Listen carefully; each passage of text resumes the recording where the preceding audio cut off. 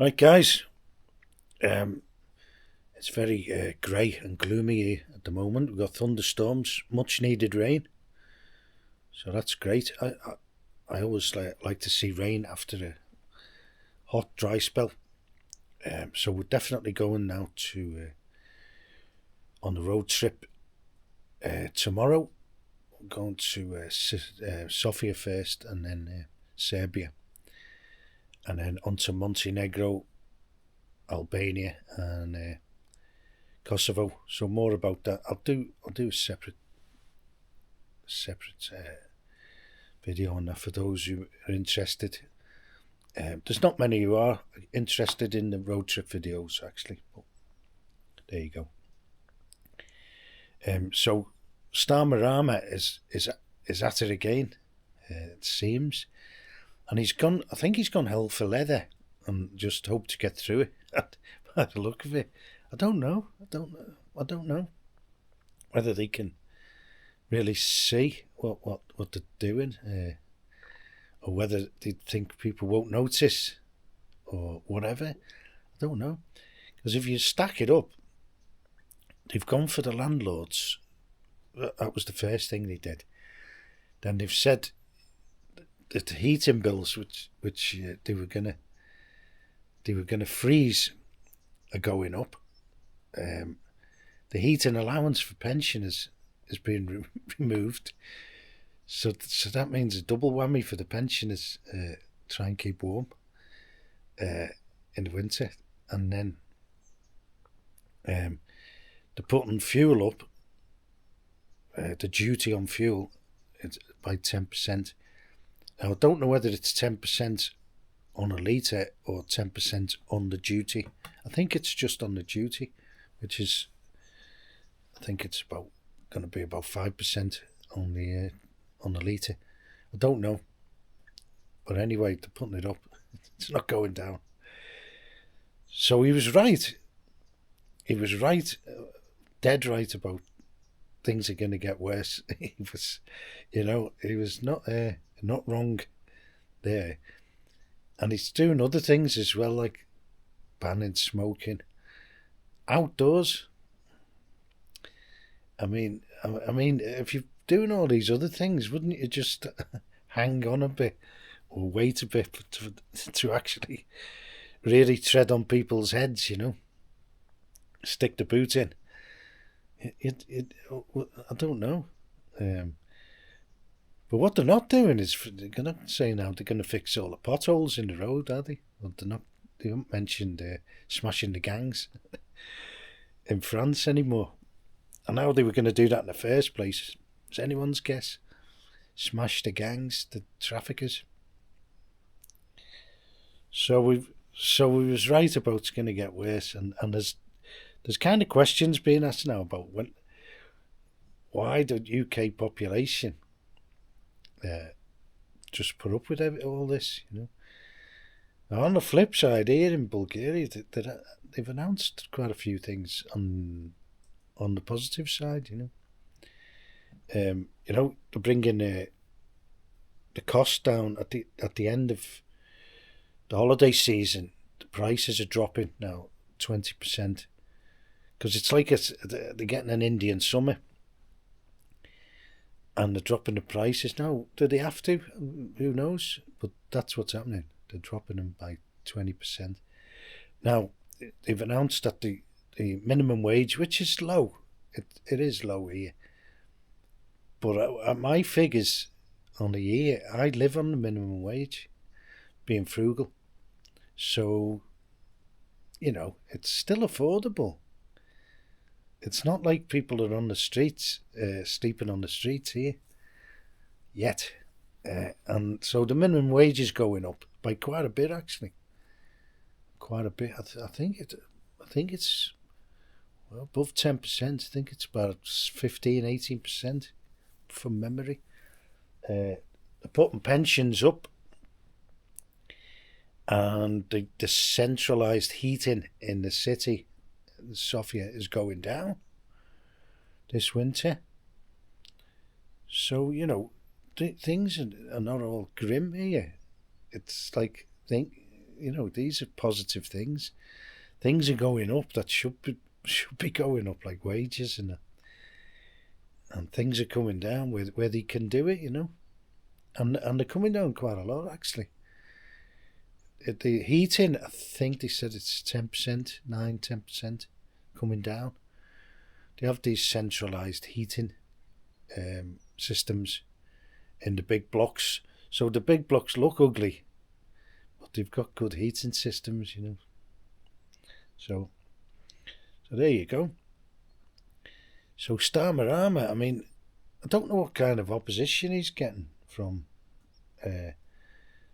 population, because I haven't got the finger on the button. I know on it looks major on YouTube, because they're the things I'm kind of looking at, So you're getting all the bad news on YouTube, but I don't know how that relates to the whole feeling, the whole nation, But what they're not doing there is giving you any good news.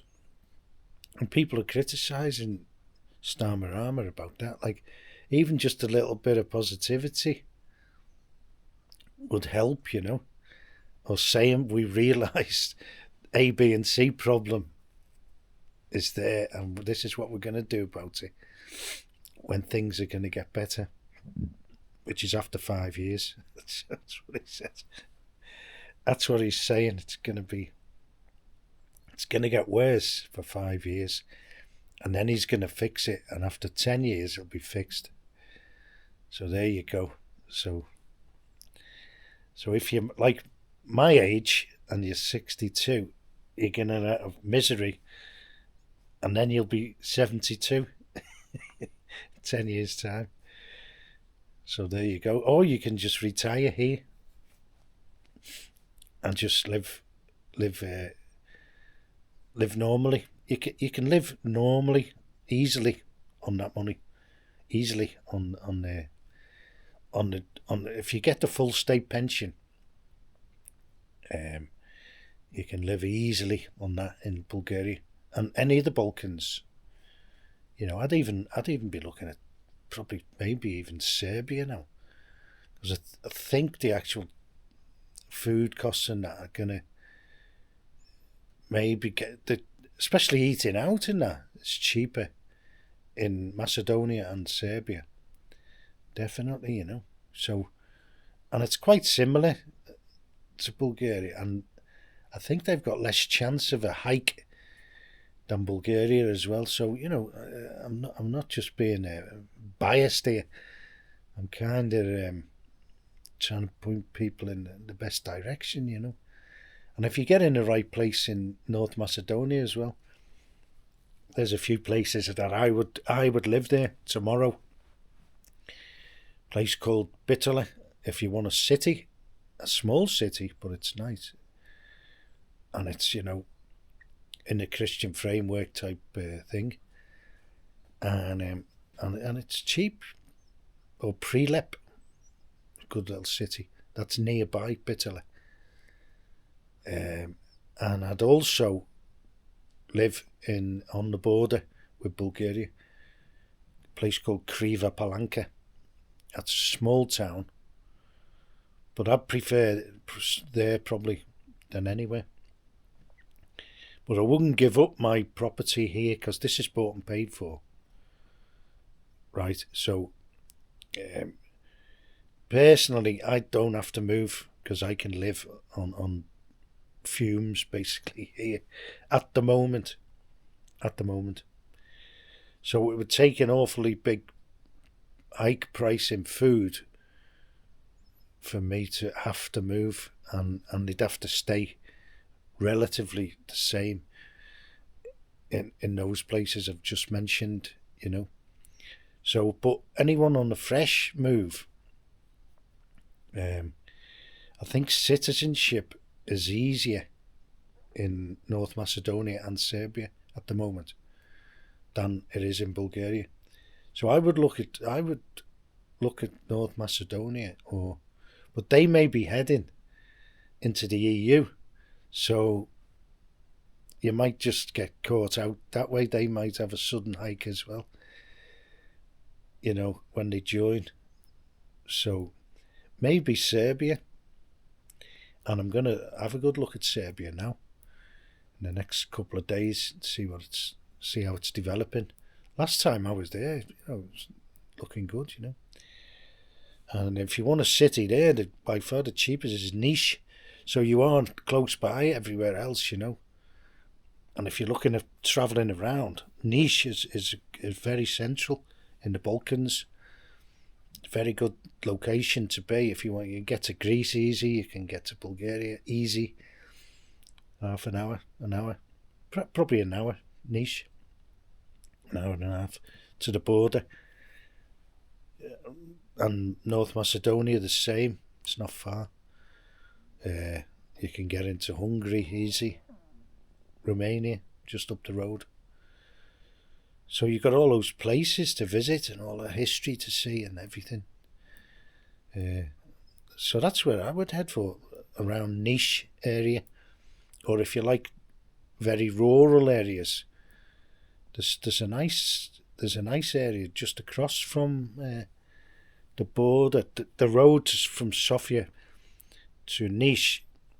There's a place called Piro, and there's some mountains just up to the up to the north there. So if you want like rural, that's a good place, and you're right on the border then with Bulgaria, a place called Dimitrovgrad, and it's a really nice area if you like rural. Those mountains there. Okay.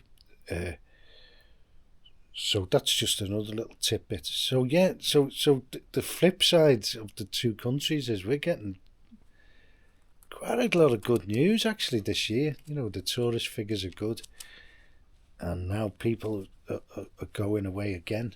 They've extended the holiday season, so those who went early in the season may be able to get there's a couple of long weekends now in September, and places are getting booked up, and what's really booming is the coach trips, the charabancs, and they go everywhere from here because, as I've just mentioned, there's loads of countries where you can get to in a day. And the most popular destination's Greece, and I think they're mopping up from all the West. I think it's fallen out of favour with the Western. I don't know why. With the British and German or whatever, I think it's dropped off. Not altogether, but I think it's not what it was. Greece doesn't do anything for me. Greece, really. I find there's an atmosphere there, a bit dreary. I think the people are a bit dreary, and I don't. And the only, for me, they go through the motions with tourists and that. And I don't know. I don't think just the kind of Greek personality is built to be happy-go-lucky, welcoming tourists, But I mean, a lot of the Eastern European places aren't happy-go-lucky, jolly, full on, but they're a bit more jolly than Greece, They are now anyway. They didn't used to be. It used to be Eastern European, but now it's quite jolly here in Bulgaria. It's amazing, really, the change. It used to be quite gloomy here, which I quite liked actually. I don't know why. Maybe because it made me look happy. I don't know. But it's quite jolly here now. People are quite. There's a feel good factor. I think everyone's making a crust. Everyone's getting by and some and extras. So you can tell that by and Bulgaria. I mean, how did he work this out? They say it's the poor man of Europe and all this. It's the highest in new car purchases in Europe, in the EU, Bulgaria. How do you work that out? Well, I know how you work it out, because people pay 10% tax. That's how. Okay, so that's the latest sort of flipping between what's happening in Bulgaria and what's happening in the UK. Doesn't look good in the UK. And I would still say get out. And there's a lot of videos now on YouTube saying people are bailing out, you know. And if I was you, and you can, and you're approaching, even if you're approaching, you've got some equity in your property, and you're approaching, I would say, retirement, I would say get out, bail out. And or if you can work remotely or online and you're younger, also, I'd be looking at bailing out. Okay, cheers.